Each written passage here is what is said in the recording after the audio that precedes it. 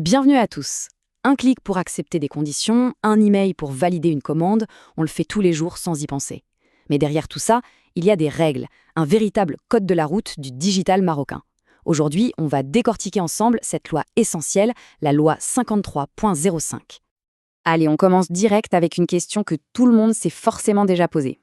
Imaginez la scène. Un accord super important, tout est bouclé par email. Est-ce que cet échange a une vraie valeur devant la loi si jamais ça tourne mal ? Eh bien, la réponse, c'est un grand oui. Et c'est justement la loi 53.05 qui nous apporte cette sécurité. C'est elle qui construit le socle de confiance pour tous nos échanges en ligne. Alors, plongeons dans le cœur du réacteur. Le principe de base de cette loi est à la fois simple et complètement révolutionnaire. Aujourd'hui, ce qui est écrit sur un écran peut avoir exactement la même valeur que ce qui est écrit sur une feuille de papier. En fait, c'est l'article 1er qui pose les fondations. Il dit noir sur blanc que le but de la loi, c'est de s'assurer qu'un document électronique est tout aussi fiable et légal qu'un bon vieux document papier. C'est vraiment le point de départ de toute notre confiance numérique. Bon, c'est bien beau de dire que le numérique égale le papier. Mais en pratique, comment on s'assure que c'est vrai ? Évidemment, la loi est très précise là-dessus, elle fixe des conditions super claires pour que ça tienne la route. Et voilà la phrase qui change tout. Elle est tirée de l'article 417-1. Même force probante. Ces 3 petits mots, ça veut dire qu'un email, un PDF, un contrat en ligne, tout ça peut devenir une preuve en béton armé devant un tribunal. C'est exactement comme un contrat papier signé à la main. L'équilibre est donc parfait. Fini l'époque où le numérique était vu comme quelque chose de moins sérieux, de moins officiel. Avec cette loi, les deux mondes sont mis sur un pied d'égalité totale et incontestable. Mais attention, pour que cette magie opère, il y a 2 conditions en or à respecter. D'abord, on doit pouvoir savoir sans le moindre doute qui est à l'origine du document. Et ensuite, il faut être absolument certain que ce document n'a pas été modifié, même d'une virgule, depuis sa création. C'est ce qu'on appelle la garantie d'intégrité. Logiquement, un document numérique a besoin d'une signature numérique.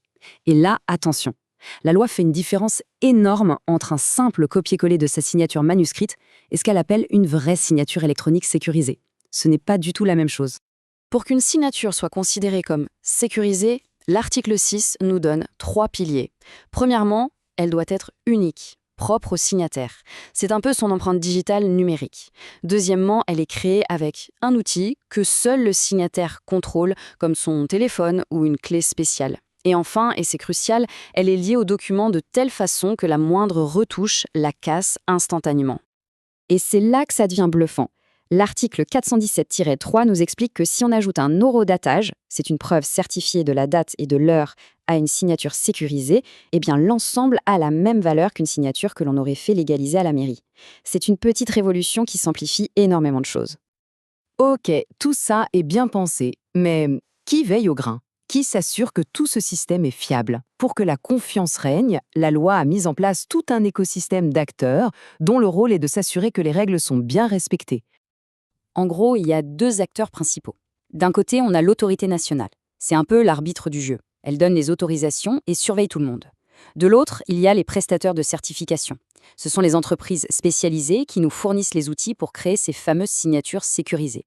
Et pour avoir le droit de jouer, ces prestataires doivent suivre des règles ultra strictes.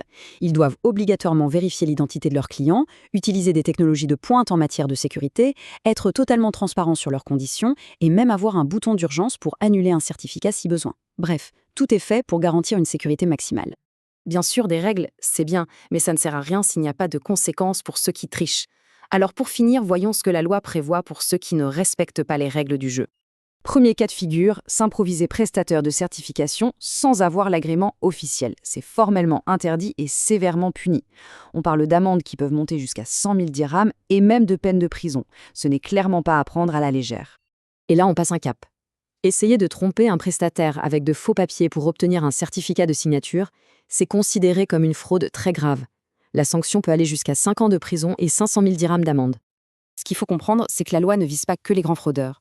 Elle sanctionne aussi les entreprises qui ne respectent pas les procédures à la lettre ou qui ont des failles techniques.